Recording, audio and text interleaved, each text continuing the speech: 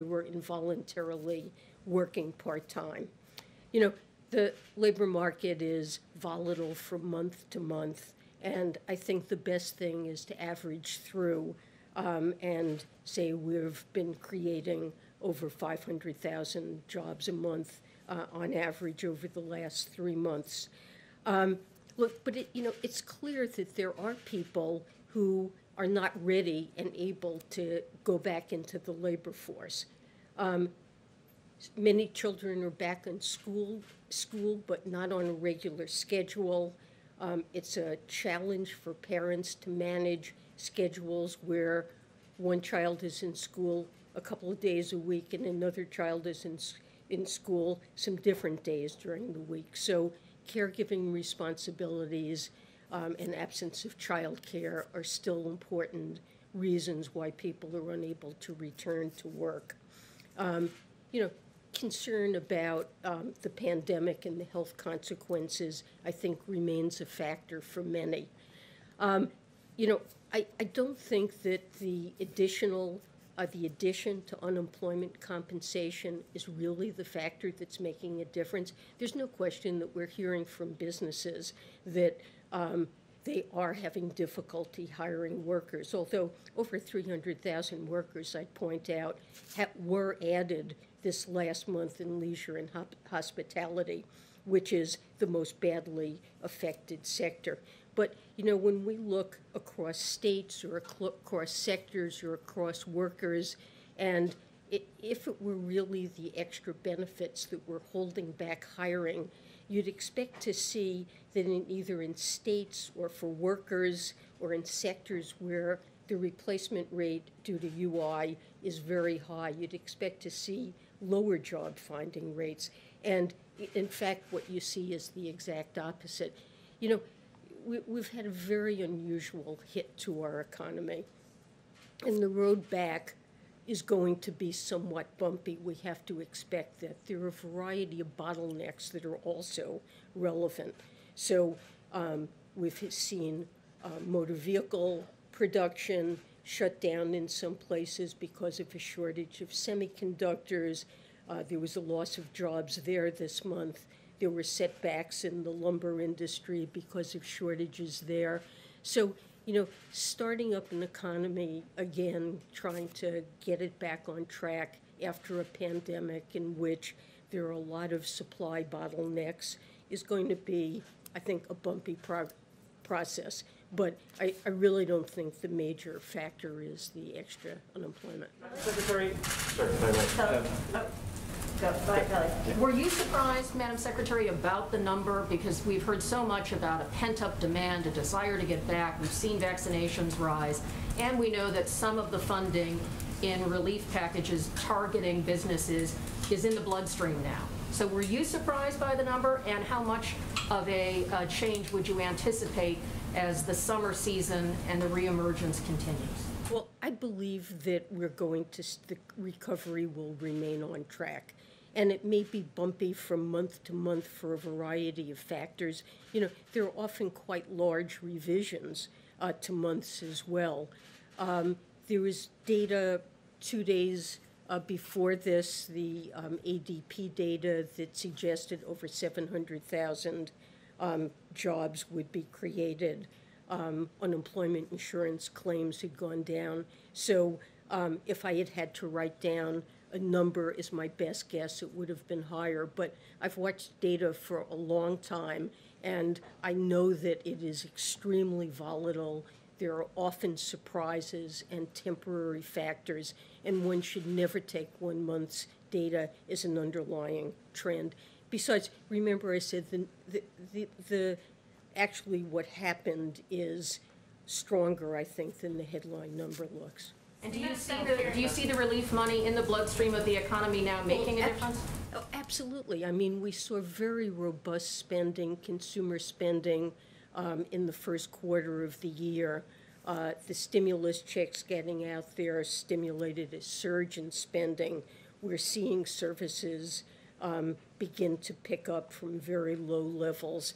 I think there's absolutely no question in my mind that the money that the ARP has put out there and will continue to put out there in the coming months is going to boost spending. And as things open up with further success with vaccinations and the pandemic, people are going to go back to eating out and traveling and doing all the things that they did. And I absolutely expect to see continued progress in the economy. It's probably bumpy, and there is, look, we're still down net 8.2 million jobs from where we were in February of 2020. That is a big hole, and we're going to hit back, but it's going to take a little while. Steve? Thanks, Jen. Madam Secretary, what's your advice then to the employers who say they are having difficulty hiring workers? One suggestion has been made to perhaps raise wages, but if businesses have to compete with plussed-up unemployment benefits, won't that result in an increase in consumer prices and touch off an inflationary cycle that so many experts have been worried about? Well, I really doubt that we're going to see an inflationary cycle, although I will say that all the economists in the administration are watching that very closely. As my colleagues have said, the CEA put out a blog post on this. We expect somewhat higher inflation over the next several months for a variety of essentially technical reasons because of something called base effects that in year-over-year comparisons right now, the months in which prices fell the most are moving out of the average, and that leaves us with the months in which they were rebounding toward more normal levels. But that's a transitory thing, not something that's associated with a buildup in wage pressures. I mean, with respect to wages, the best data that we have suggests that wage growth has really not picked up meaningfully. And in areas where you do see some pickup, for example, this month in services, there was a pickup in wages, but still, that's an area where wages actually fell at the beginning of the pandemic, and we're seeing a revival, not back yet up to normal levels. So, in areas where wages are more flexible, they fell a fair amount. As the economy revives, we expect to see a return to more normal levels. But I don't think we're seeing meaningful upward pressure throughout much of the economy, but we'll watch that very carefully. Madam Secretary. I was going to call on you, Thank Slay. you. Go ahead. And Madam she's going to have to, sorry, this is going to have to be the last one, and she's always welcome back anytime. I think it's safe to speak for all of you. Go ahead. Madam Secretary, is there any more that you can share on how long Treasury's extraordinary measures on the extending the debt limit may last? There were some comments yesterday from the agency, but if there's anything more you can share on that. So all I can really tell you is that the debt ceiling comes back into effect on July 31st. And there are a series of so-called extraordinary measures that are ordinary in the sense that they've been used many times in the past.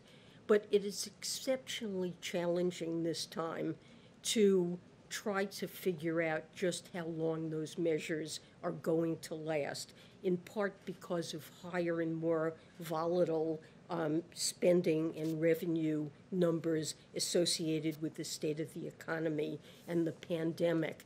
So we have evaluated a range of scenarios, and we are concerned that there are scenarios that would give a very limited amount of additional time through the use of extraordinary measures.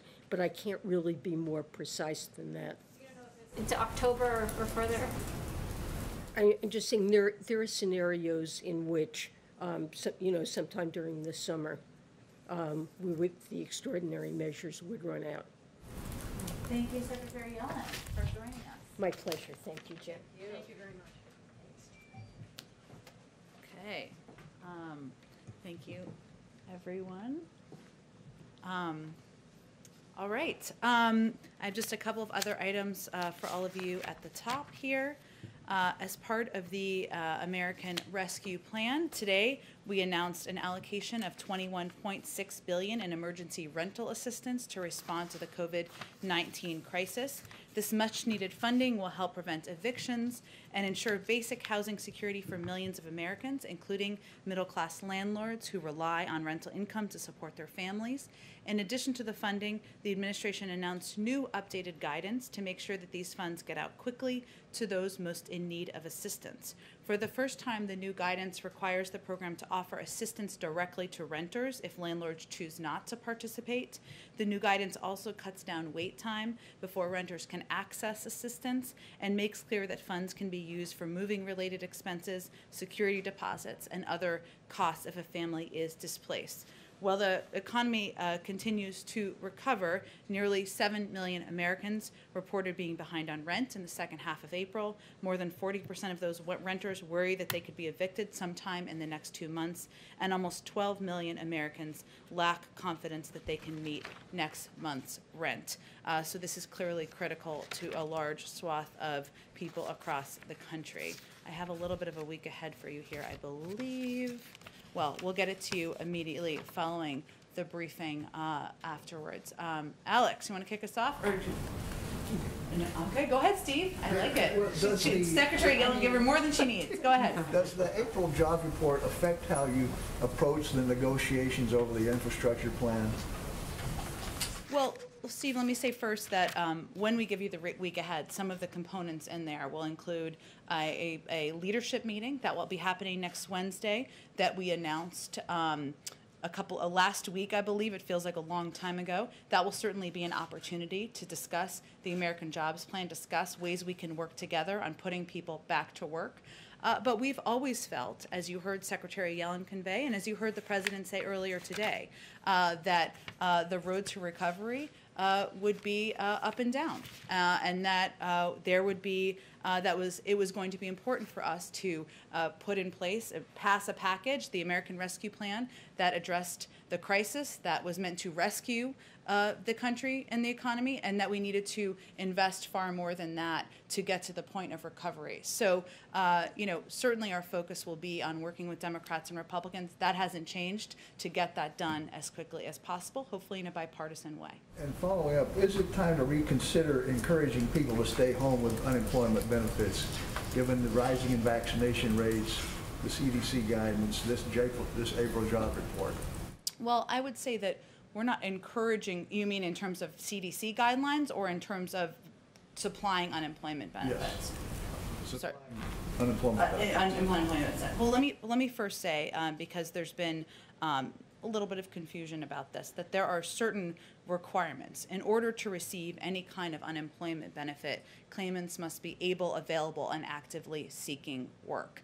And workers are not permitted to refuse suitable work and continue to receive benefits. That all remains true, including under the pandemic UI program. You're only allowed to refuse work and continue to receive benefits if you are sick with COVID, taking care of someone sick with COVID, or offered a job in an unsafe workplace. As the Secretary alluded to, there also continue to be challenges that are unique to this moment we're living through, including child care restraints, the fact that 2 million women are left the workforce, and that has an impact, of course, on people rejoining the workforce. But our view is that these benefits continue to provide necessary assistance to families, to people who are out of work, to address what remains a challenging point in our economy. Go ahead, Kelly.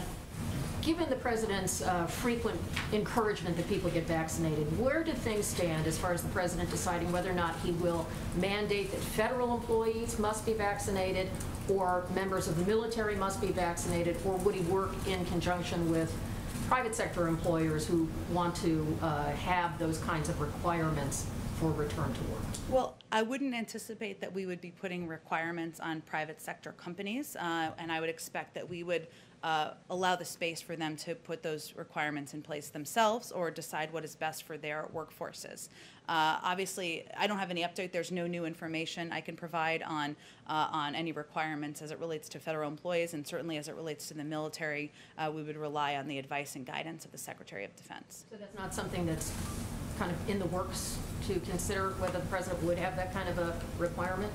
I don't have any update on that at this point in time. Does the president have a reaction to the indictments of 4 former police officers in Minnesota related to the George Floyd case and civil rights allegations against them? Well, obviously, we have seen the reports, and we are watching any follow-up closely, but we don't have any specific reaction to the legal actions that were announced today. I will say that, again, it's a reminder, as was the verdict in the Chauvin case just a few weeks ago, that there's still more that needs to be done. Well, that was a moment of justice, certainly, that it is just the beginning, and it's a reminder of the need to put police reform in place through our legislative process and put those reforms in place across the country. Thank you, Jen. Secretary Yellen said that the recovery would be bumpy and there would be different factors every month that contribute to it. What factors do you think led to what happened last month and the numbers dropping from an average of 500,000 to just over half of that? Well, as Secretary Yellen said, I like saying that since she was just here, you know, we look at monthly averages. We don't, it's one of the reasons why we don't celebrate and bring champagne and balloons in when the numbers are far above expectations, is because we know that that we have to look across a span of time and not overanalyze one particular month. So we look at it as across the course of 3 months, there was an average of 500,000 jobs that were created. The prior administration created an average of 60,000 jobs per month. So that certainly is a positive trajectory. In our view, as we look at this report, it's just a reminder, and our biggest takeaway is that it's going to take time and effort to heal the economy. It emphasizes the steep climb out from this economic crisis and the fact that more is needed. We need to do more because recovery for some, even when there are very high jobs numbers, is not recovery for all. And we will continue to advocate for moving forward with the American Jobs Plan as a result. Thank you. President Biden just said that he was confident that he would be meeting with Putin in June next month and suggested that it was only a matter of logistics, where and when the meeting will take place. Can you confirm that he will meet with Putin when he visits Europe next month?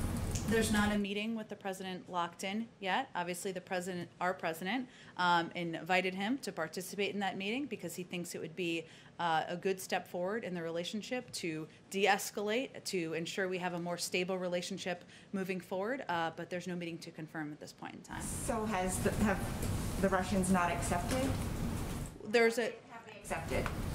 There's, as we said, when the president had the discussion with President Putin, it would then be at the point where it would be discussions at a staff level about what it might look like, where, the timing, the components of an agenda. Those are still ongoing. And just one more on the voting laws that were passed in Texas and Florida. Does the president have anything to say about these laws? And does he, will he ask the Justice Department, or does he believe the Justice Department should intervene in any way to try to prevent the implementation of these laws? Well, on the second question, he will leave that up to his Attorney General and leaders at the Justice Department. I will say the president's view, fact of the matter is that these laws make it harder to vote. That's not a good thing. And his view is that any law that passes across the country should make it easier to vote, should not place limitations on giving food or water to people in any capacity in the line, should not limit the number of mail ballots you can help others return, should not allow challenges to voters based on their address, even when they show up with that address on a photo ID. You know, these are making it harder to vote, not easier, and that's a fundamental view for the president. There's obviously federal legislation at the federal level, I should say, that he strongly supports.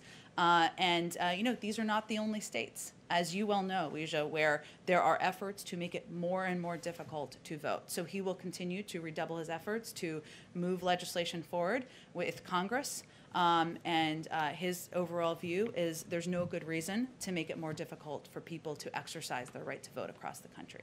Thanks, Jen. Go ahead.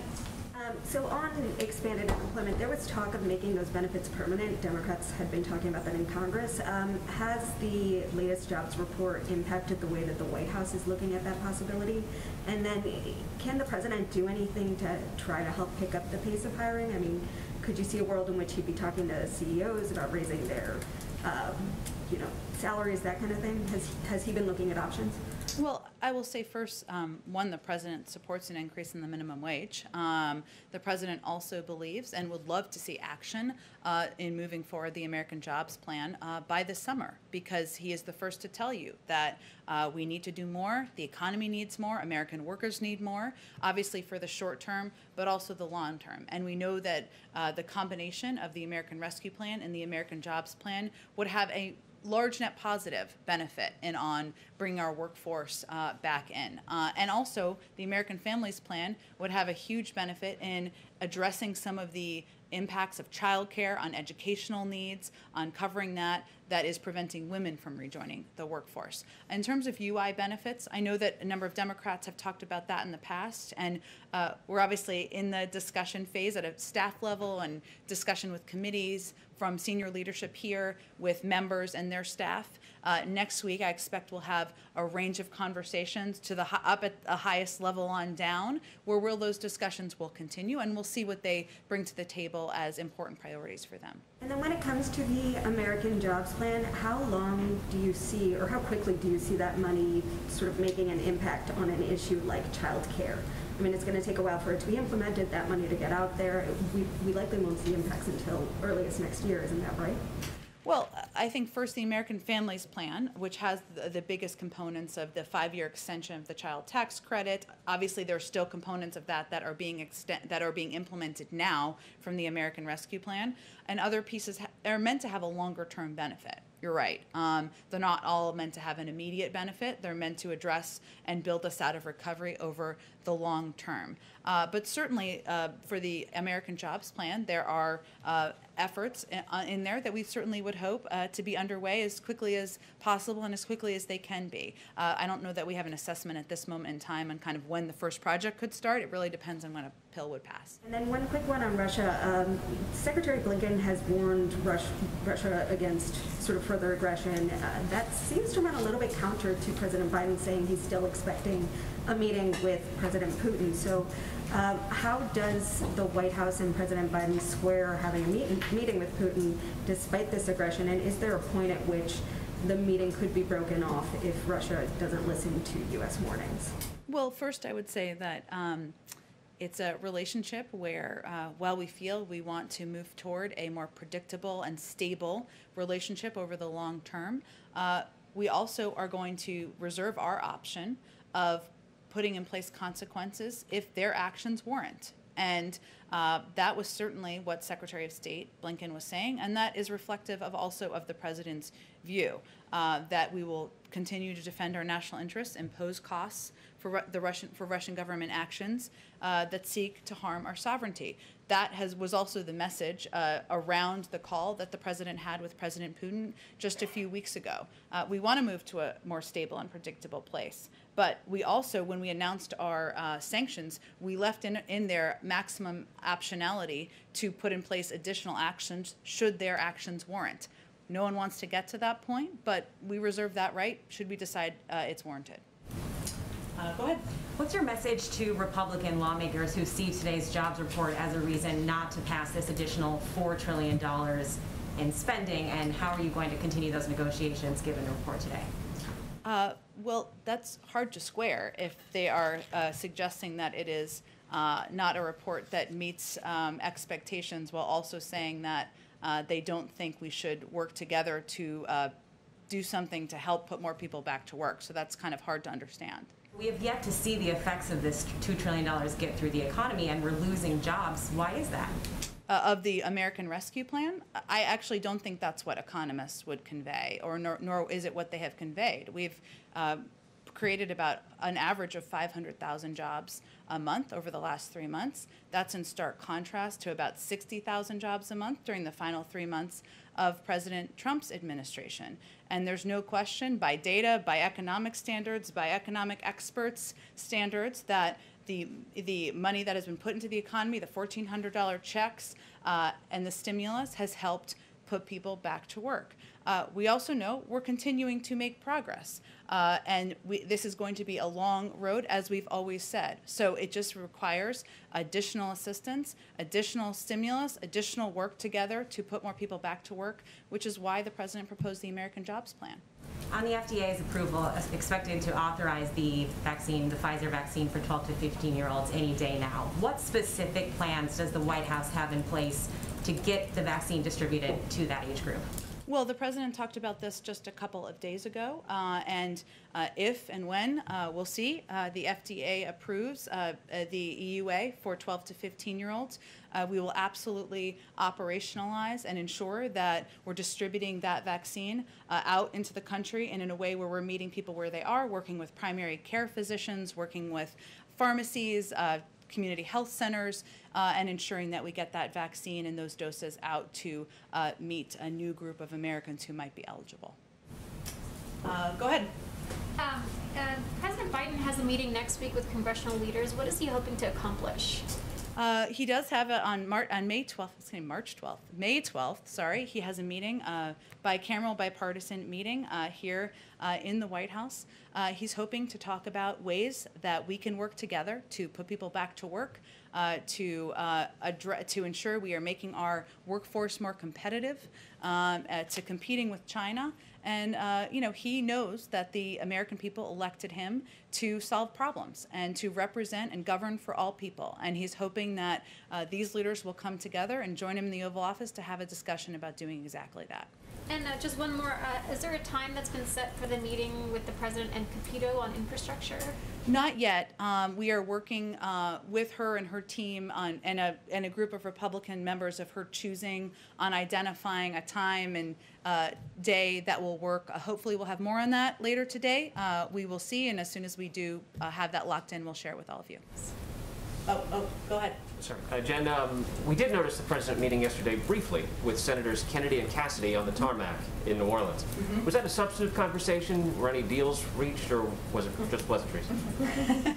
If deals were reached, that would have been very efficient of all of them. I would say that, you know, I haven't talked to the President about his specific private conversation with them. Certainly they could speak to what they discussed, but the trip yesterday and where the President stood in front of a 70-year-old bridge, one that's 20 years in the making of having upgrades done, should be seen and viewed as his effort to send a message to leaders in that state, but also to people across the country that bridges and rebuilding bridges is not a Democratic idea. It's an American idea. And the same with rebuilding roads, and the same with ensuring that we have efficient ways to travel, that kids have access to clean drinking water. And the fact that they joined him on that trip is an example of how the President is reaching across the aisle. He wants to do work together. He's committed to doing that. And I know he enjoyed his trip yesterday. Question to drill down on something you were asked a couple of days ago. Okay. It was about the debt ceiling. Yep. Just to nail it down, because for the last 10 years or so, every time this issue comes up, there's been a robust debate in legal circles about whether the debt ceiling itself violates the 14th Amendment and the clause that says that the debt of the national government should not be questioned. What's this administration's position on that question? Here's what I know, Steve, and I will talk with our legal experts on that because I don't want to speak out of turn. The President obviously has voted to increase the debt ceiling in the past and advocated for it as Vice President, and he believes that it should be a process that Democrats and Republicans move forward on, just as they did 3 times during the Trump administration, including the same year where Congress passed $2 trillion in tax cuts for the highest income. That's his view, but I will see if there's any legal response to that particular question. I remember this debate, so you're bringing me back. Go ahead, please. Thanks, Jen. 2 questions. Several states, including South Carolina and Montana, are already looking at trimming unemployment benefits, saying that the labor shortage is created by the federal government's supplemental employment programs. Is the administration worried about a domino effect, or that other states would do this?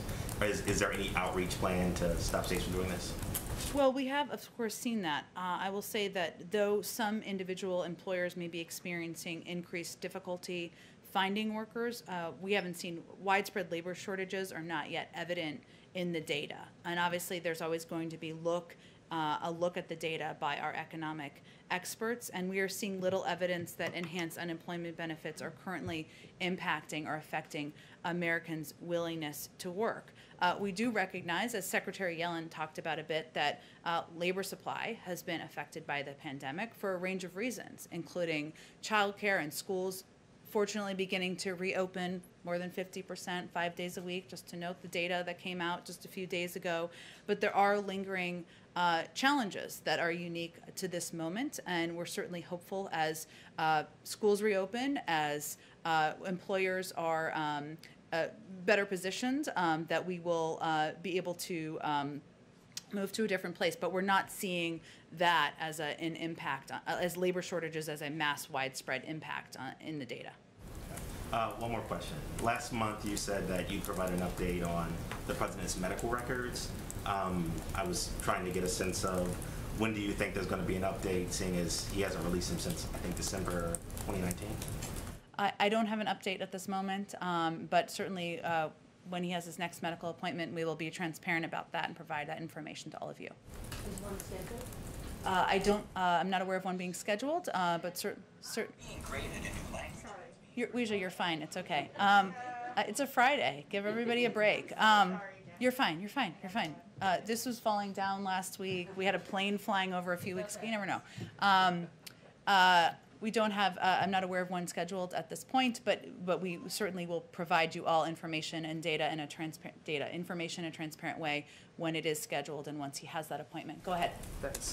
There have been a number of media reports in recent days on a series of newly reported cases over the past 12 months of Americans experiencing Havana syndrome at home and abroad, including CIA officers, U.S. troops, and U.S. government officials in the Washington area. So a couple questions on this. How concerned are you about these newly reported cases over the past couple months? Well, first, let me say that the health and well-being of American public servants is a paramount priority to the administration, and we take extremely seriously reports by our personnel of anomalous health incidents.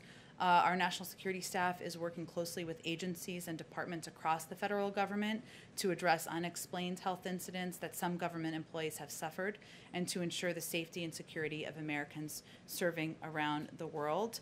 And we are, of course, investigating incidents in which personnel have reported experiencing sensory phenomena such as sound, pressure, or heat concurrent with or followed by physical symptoms such as sudden onset vertigo, nausea, and head or neck pain.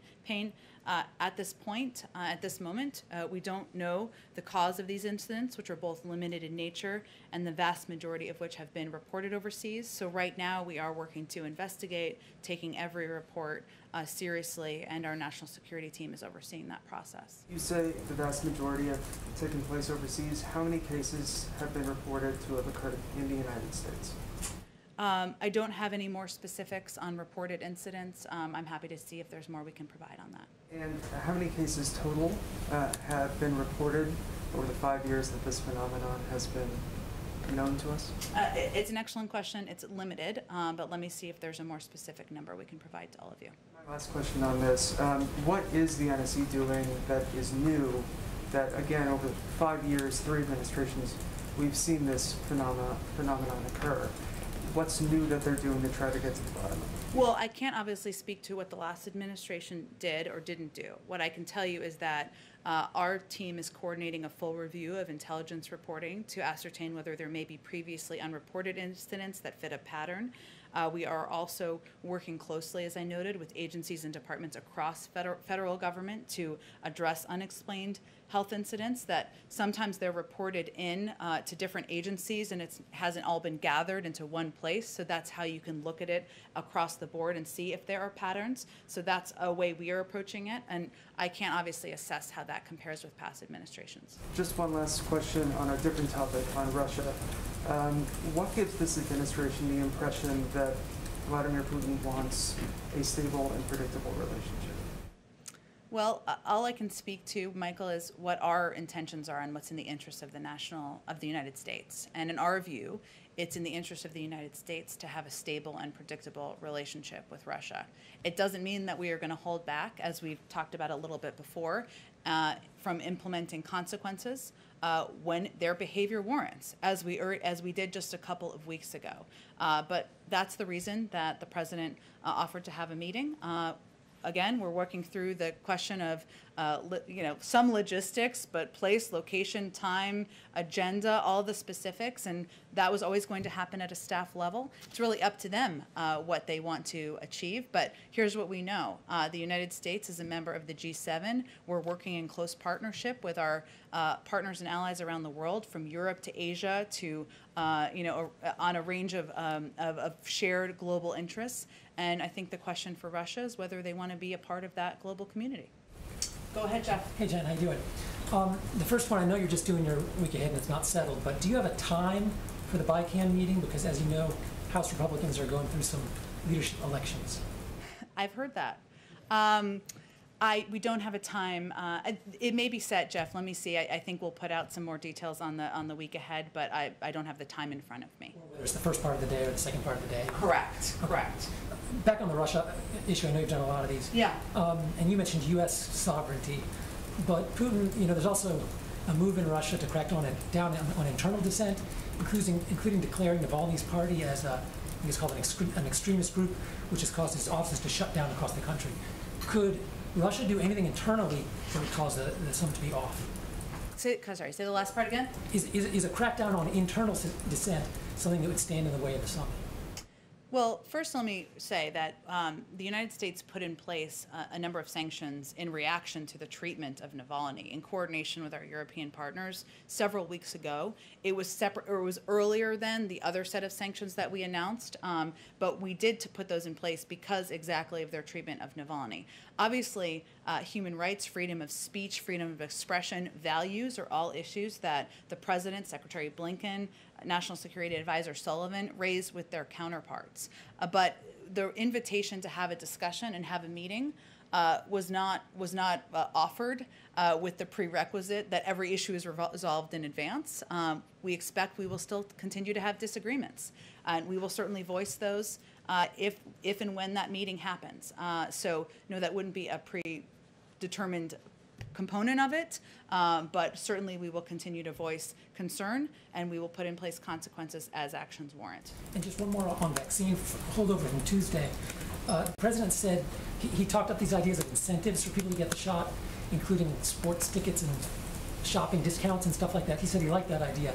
Does he like the idea that some governors are floating of payments to people? And is there an issue of sensitivity when Americans are getting paid to get a shot, but people are dying in Brazil and India and all kinds of places? Well, there are a number of states who are implementing different programs to ensure they are meeting people where they are. They are reaching people who are less inclined to get vaccinated for a range of reasons.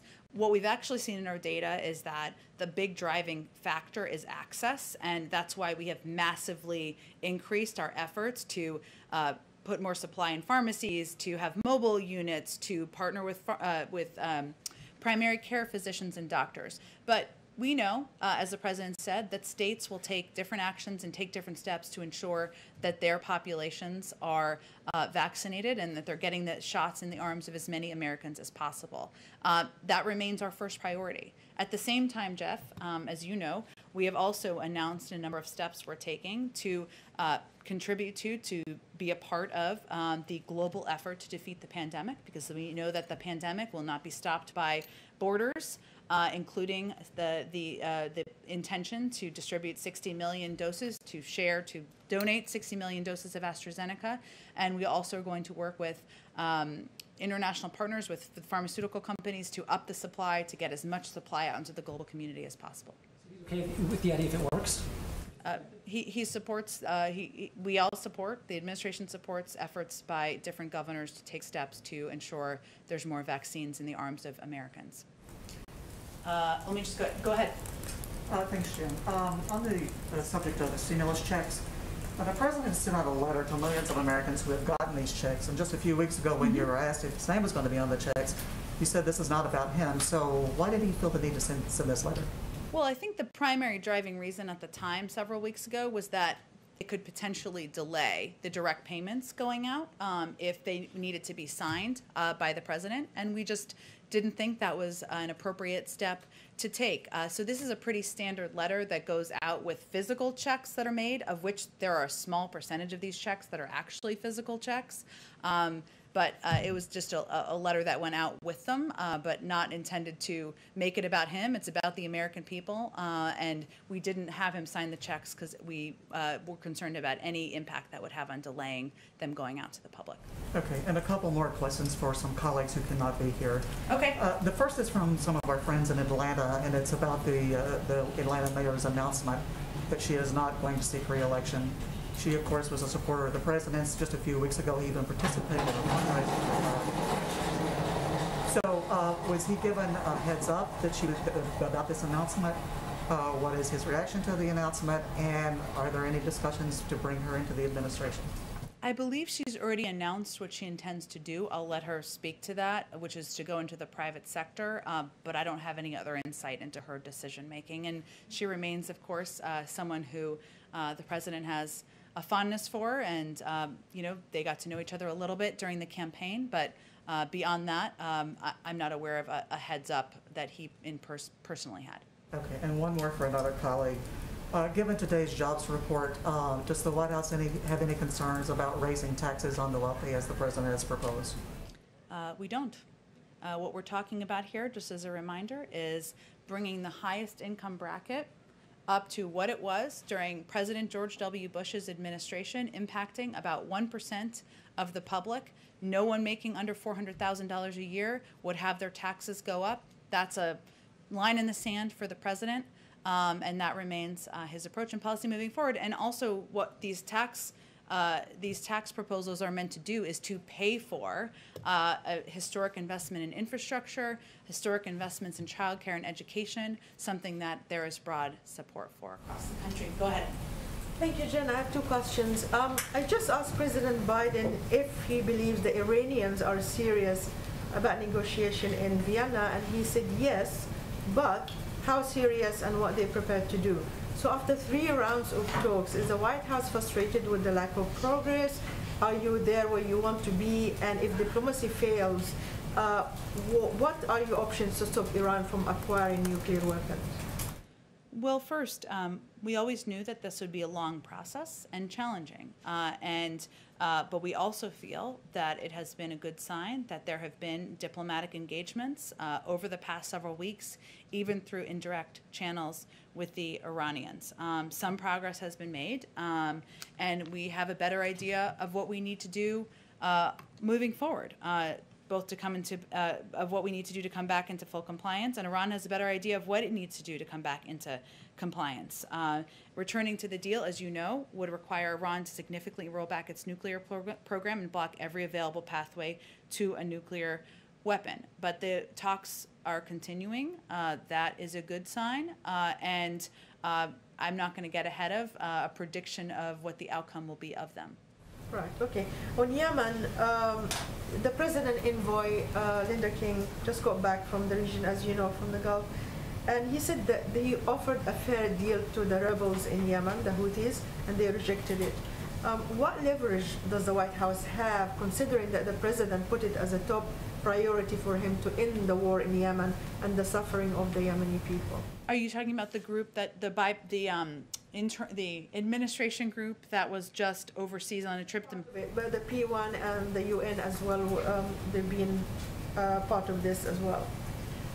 You know, I would have to talk to our national security team about kind of the status of those and where things are. And your leverage question is an excellent one, but I haven't gotten a briefing from them after their trip. Right, but your general policy towards Yemen and ending the war, do you still believe that you're on track as well? Or is this another setback in foreign policy for this administration? No, we still are moving forward on our path. Obviously, we want to get to a point where there is stability, where there is a lasting ceasefire in the region, and that certainly is our objective. Thank you. Go ahead. Thanks, Jen. I have questions on a couple different topics. First, Given the number of former Obama administration officials that are now in this Biden administration and the president's relatively light schedule, there's a growing perception that this is really just the third term of President Obama. What do you say to people who say that? Who were saying that? Who's saying that? You hear that a lot in the media. Who in the media? Different people. Like? Well, there was lots of questions about when you had Japanese Prime Minister Suga here on the one and only so far in-person bilateral head of state meeting. It was Vice President Kamala Harris who greeted the Prime Minister. Many people found that odd. She's already taking independent one-on-one calls with key allies like Prime Minister Morrison and Justin Trudeau. So I just want to get your reaction to people who question that. Well, it's hard to react when I don't know what people you're talking about. I will say that the president met with the prime minister, as you know, and had a full meeting, a full press conference afterwards, and they even shared a meal. So, and the president has had dozens of conversations and calls with world leaders, and should be no surprise that the vice president is also playing an important role, engaging with and having discussions with foreign leaders. It's more so than other vice presidents have. How so? I'd love to see the data. If you want to present that to us. Provide you with that sometimes, and would Sure. love to get your reaction on it. Would welcome it. Excellent. And then on the coronavirus, it's a matter of public record that Dr. Fauci and the NIH funded gain-of-function experimentation research at the Wuhan lab of virology. And given the questions about that lab, why would Dr. Fauci in the U.S. fund that kind of experiments, that kind of research in a Chinese lab? I'm sorry, I can't hear you super well. What was the beginning part of your question? I said that the NIH and Dr. Fauci had provided funding to the Wuhan lab of virology. That's the lab in question when we talk about the lab leak theory. And given that gain-of-function research is dicey, why would the U.S. fund that in China? Why would Dr. Fauci? I'm happy to send you to the NIH about more specifics of what program they funded and more details of that. Now, I do have one more follow-up on Okay. that because the president hasn't really weighed in. Dr. Fauci is one of the voices who discredit the lab leak theory, but now there's more officials in the Biden administration, like the Director of National Intelligence, the CIA Director, and now also the NIH Director, who say that this cannot be ruled out, and there's calls for more investigation into it. Who does the president agree with, Dr. Fauci or the other officials? Does he think it was a lab leak? Well, the president has said, and I've said from here many times, that there needs to be a credible, independent investigation through the World Health Organization, and that one that relies on data, relies on participation from China and other countries that may have information. That's certainly something everybody has called for, and we look forward to that happening. Spoken with President Xi about the origins of the coronavirus yet. He said just a few weeks ago he hadn't yet. I think we have given a readout of his call, and also that the president believes there should be an independent investigation led by health experts, and one where their data is provided, that's provided transparently to our medical and science experts here in the United States, and we look forward to reviewing that. We're going to have to go on. Go ahead. I'm sorry, Emerald. I think you've had plenty of time today. Go ahead. Go ahead. Secretary Yellen talked today about how schools being open kind of unevenly, hybrid, some days it's in person, some days it's not, can affect people's ability to go back to the workforce. Secretary Walsh mentioned that earlier. And I think both Secretary Yellen, Walsh, and you have all mentioned childcare as well. Given today's jobs report, is that an indication that there is more the administration needs to do to get more schools open faster, or an indication that childcare needs to move higher on the priority list? Well, first let me say what Secretary Cardona has conveyed, which is consistent with the president's view, is that we need to have schools open 5 days a week, 100% of schools across the country. We've seen data come out, that's from March. There's a little bit of a delay, not delay, it's done on a monthly basis, but it's done about a month later, which shows that more than 50% of schools are open 5 days a week. That's moving in the right direction, but there's certainly more work that needs to be done. And they're looking toward, of course, the fall. As Secretary Cardona has said, he wants schools to open quickly. They have the resources now. We have mitigation steps and measures that have been put out by the CDC, and he is working, this is his top priority, and he's working with districts across the country to do it as quickly as possible. So there was already an urgency in doing that, ensuring that was happening as quickly as possible, but there's no question that the impact of the pandemic, the fact that 2 million women have left the workforce, the burdens of, the challenges of balancing work, childcare, elder care at times, has had an impact on women and on our economy overall. Can I do a quick follow-up on the Iran question? Yeah. Iran's top negotiator is quoted as saying today the United States has expressed its readiness to lift many of its sanctions on Iran at the Vienna talks, but Tehran is demanding more. Is that a fair assessment of where things stand? Well, first let me say the State Department has done briefings on this, but let me reiterate what they have said, which is that we will not get into a situation where the United States does more than is required by the JCPOA agreement in terms of sanction relief and Iran does less. So what we're really talking about is mutual return to compliance with the JCPOA. We'd be prepared to lift the sanctions necessary for our JCPOA compliance only if Iran were prepared to return its nuclear program to its JCPOA status. So that is our view, and how Special Envoy Rob Malley, who's been exploring concrete steps concrete approaches concerning the steps both Iran and the U.S. can take, that's what our approach and the bottom line is from our end. Go ahead, Kelly. When you give us the week ahead and you talk more about the leader meeting, what impact do you think Leader McConnell's comments about working with great focus against the Biden agenda?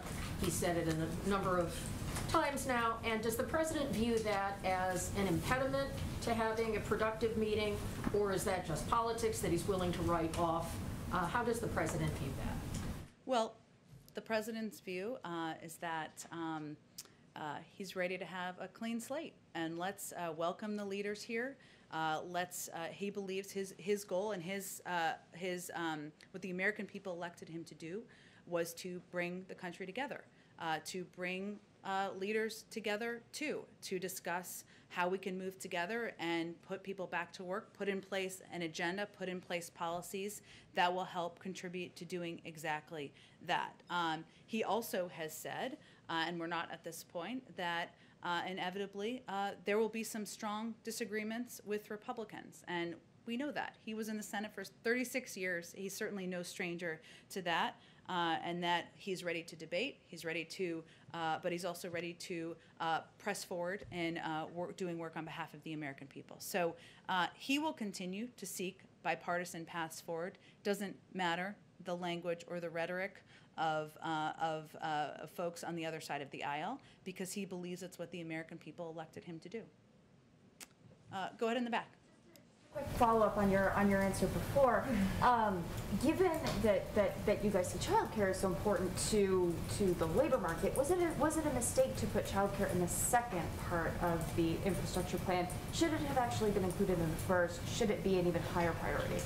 Well, first, the child tax credit was extended in the American Rescue Plan, and those benefits, which are currently being implemented and going out to families across the country, is something that we think will help reduce poverty and help families who need help the most at this time.